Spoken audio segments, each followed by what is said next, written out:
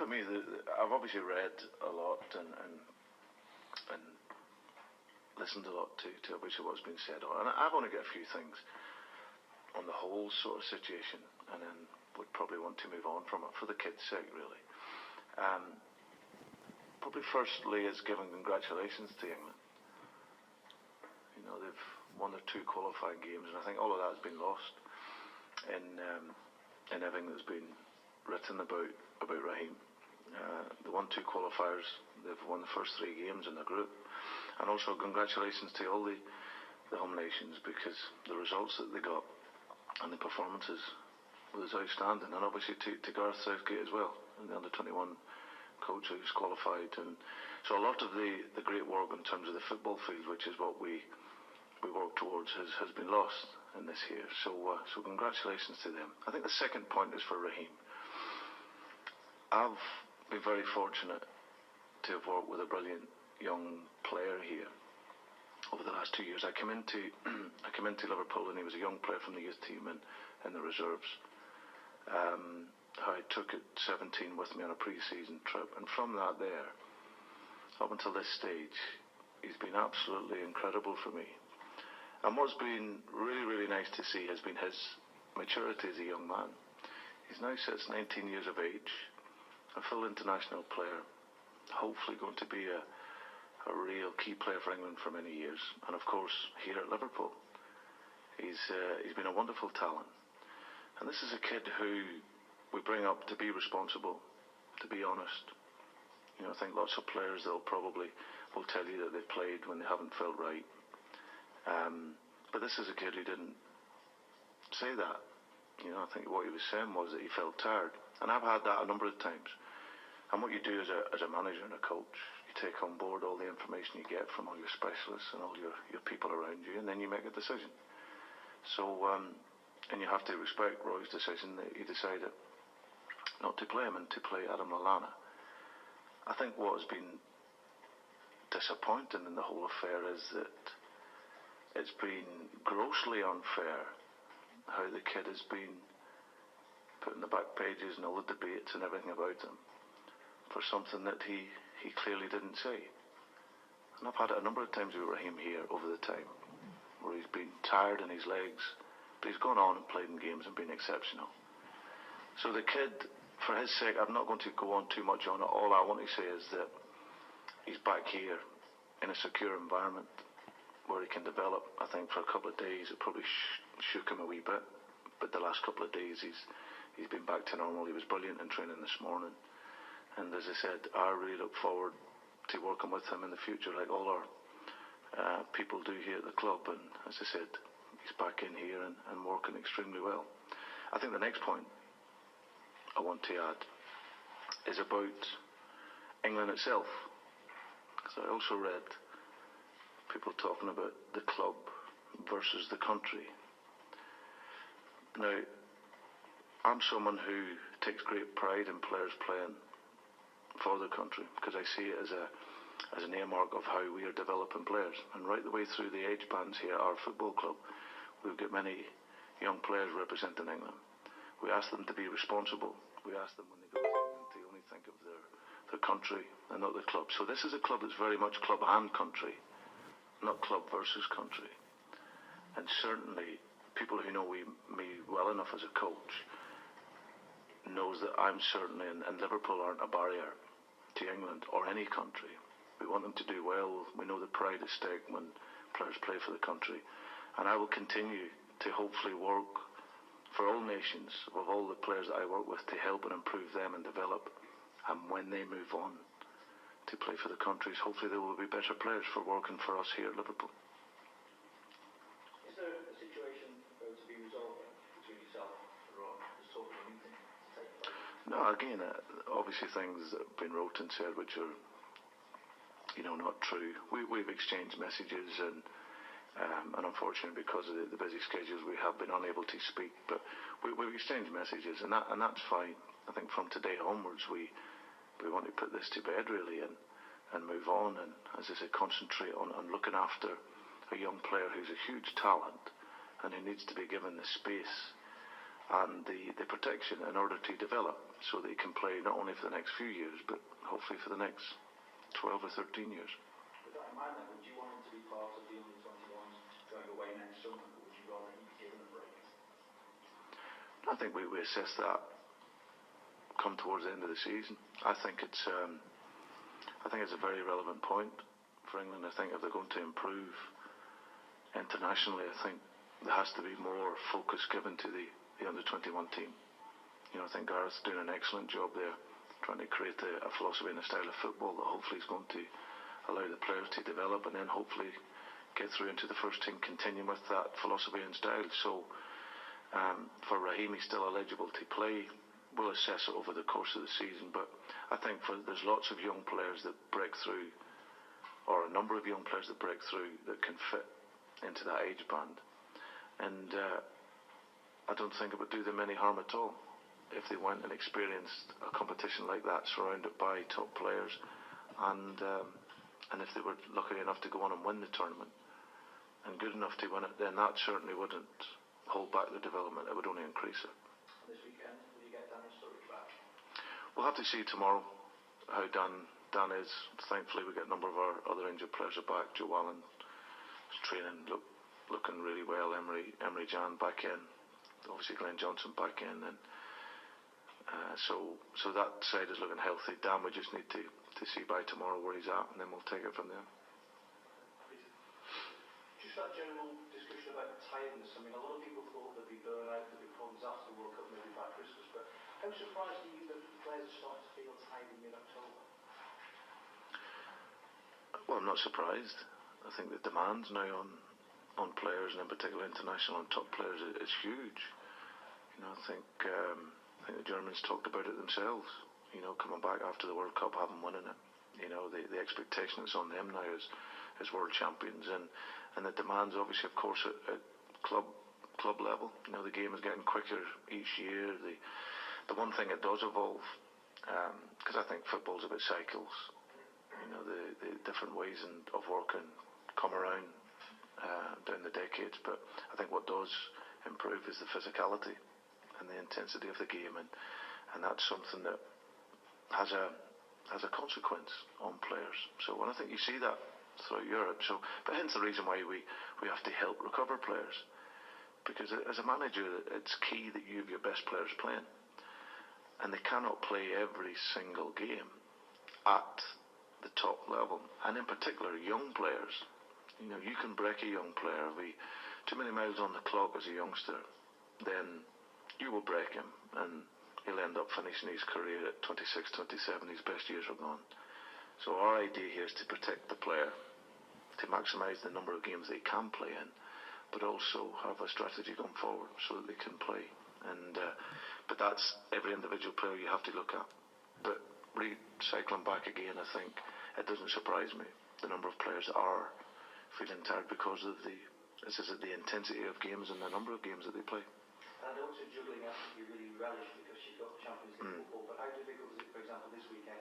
You've got to go to London and then you're back and you've got a huge game on Saturday. Yeah, our most important game is the next game, which is QPR. We'll have no thought towards Real Madrid until that. No selection issues at all. You would think, hang on a minute, I might need them on Wednesday, I'll keep them back. No, I obviously have to look at it for sure, but I think that if I wanted to go with the same team on Sunday and Wednesday, I could do that. I think the period in between would allow me to do that, and obviously then we have Hull on the Saturday as well. So there is a bit planning forward, but that's why we bulked up the squad in the summer in order for us to do that.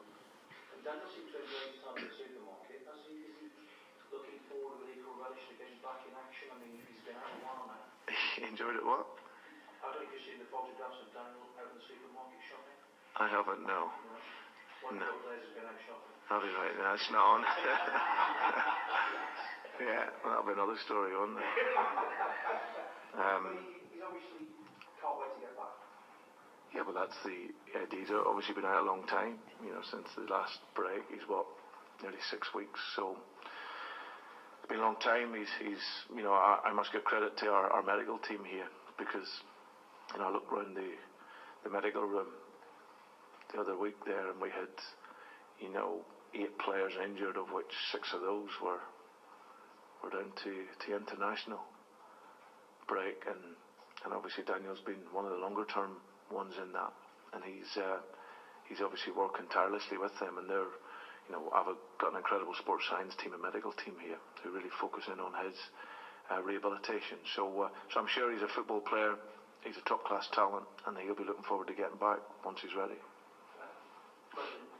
Roy's been a club manager, he's been a Liverpool manager who's criticised and disappointed about his players being injured on international duty. Does it surprise you all the more, perhaps, at the way he handled this, given that he has that background?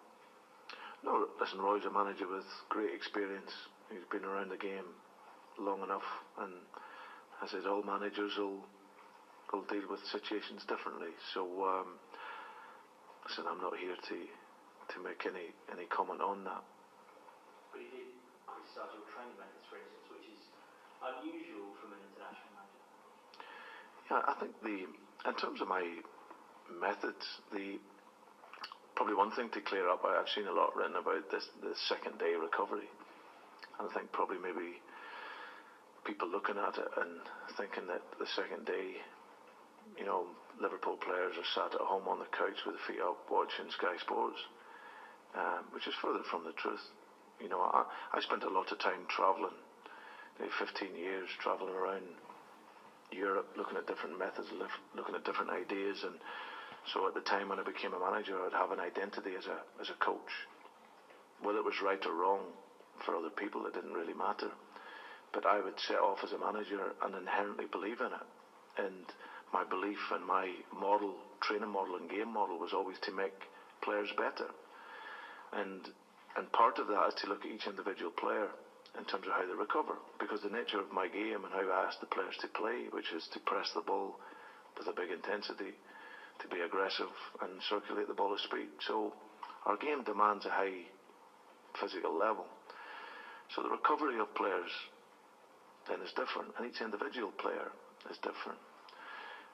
But to clear it up, our second day recovery is a technical session. Players in every club on the first day after a game will recover. Some will do it inside in a swimming pool, some will do it outside on the field, some will do it on bikes. Various ways to recover. The second day recovery is something that I see is very, very important in players, and in particular young players. But not every player goes through the same recovery on that second day. So we will have a technical session outside, and the key in that session is the intensity of the session and the density of the session. So the spaces are very small. Still allows me to do the technical work required, but obviously, of course, as the football coach and manager, I have the ability to determine the size and the training model and how the pitch size is. So that enables me to have a second day recovery session. So that has worked for me right through my life, working with young players. They're always fit, fresh, going into games.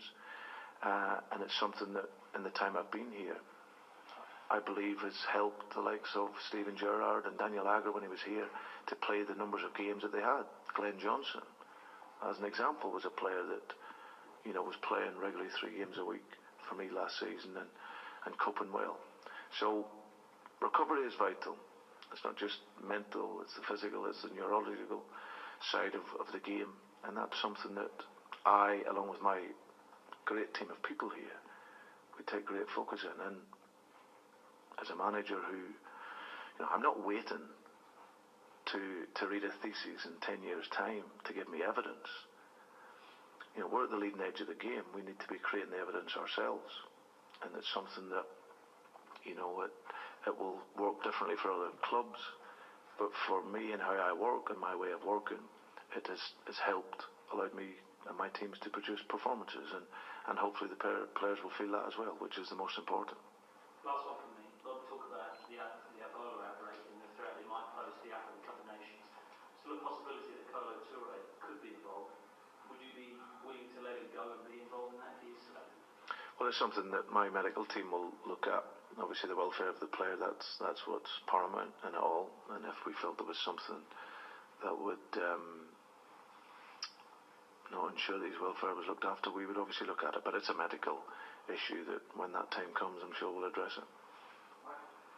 Brandon, when you do get Daniel Sturridge back, hopefully it'll be sooner rather than later. You're not just getting a player back with a fantastic goal scoring record, but the runs and the movement that he adds up front is going to make it infinitely more better, infinitely improve things for the creative midfielders to pick out those runs, and you're going to get a lot more creativity as a whole because Daniel is back, and that's going to be a big plus. Yeah, he's an excellent player that not only creates space for himself, but creates space for others. I think if you look at our team in the last 18 months, the penetration, the ability to break lines and dominate the game without the ball with runs, Daniel and other players have really made us a real threat in that way. And obviously when you take him out of the team, you're playing a different game, the model of your game is different. But certainly he's, when he's playing and playing how he has done in the games since he's been here, then he's one of the top European strikers. But it's important for him, in order to consistently do that and prove that, it's about playing games, and that's something that we hope we can do sooner rather than later. It does take time for players that you brought in to settle in and to produce their best form. How much of a lesson do you think Adam Lallana can be for some of the summer signings that haven't been able to contribute as much as they would have liked? That he suffered with an injury pre-season, he had the World Cup, but now we saw it in the recent game against West Brom, somebody who's got that spark of creativity and can make things happen. No, I think he's a great example. But again, you look at Adam as the individual. He's a player that he's used to playing in these shores. He's shown in the last couple of seasons in the Premier League that he's a top player and a top talent. That was one of the the key ideas and reasons why we brought him in, because we knew that we were going to bring in some players from outside of the UK, which would maybe take a bit of adaptation time, but we also needed players who we felt could hit the ground running. And he, obviously, since he's come back from injury, he's gaining fitness all the time. I thought against Everton he was outstanding. We played a full 120 minutes against Middlesbrough before that game. So his fitness is growing all the time, and I see him in training, and as I said, he's shown real signs of getting back to the top of his game. So he's going to be an exceptional player for us, and as I said, he will get better as the season goes on. So Brendan, just 4 points off second place. You probably feel that the best is yet to come as well. So maybe some people have been making out as a bit of a crisis of it. It certainly doesn't look that way in the league table. No, I'm quite relaxed in it all. I said the same last year. We'll look at it after 10 games to see where we're set. I think, as you say, if Phil Jagielka doesn't score a worldly goal, then we're 2 points better off in the top four. But as I said, at this point in time, it's just looking at our performance level and looking to improve that. We know we'll get better as the season goes on. There's certainly no crisis. We lost a world-class player in the summer, and we brought in a lot of players, and that just takes time to gel, and of course with less training time to coach the players, you're going straight into the games. So but the players here are absolute magnificent. The attitude and the energy that they show here, and the thirst to want to be better, that's what gives me the hope, as I said, and that we can really push on. And I would rather make slow and steady progress, because you'll get there, and that's something that we'll continue to look to do here.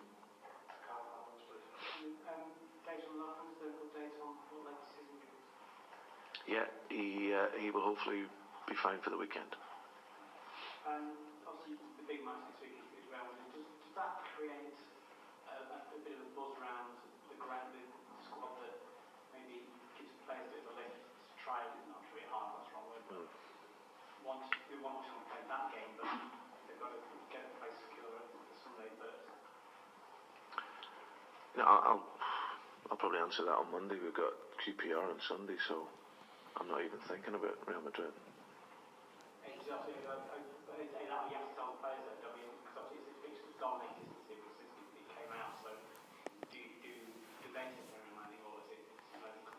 No, it's no problem. We know that our big game is the next game, which is QPR.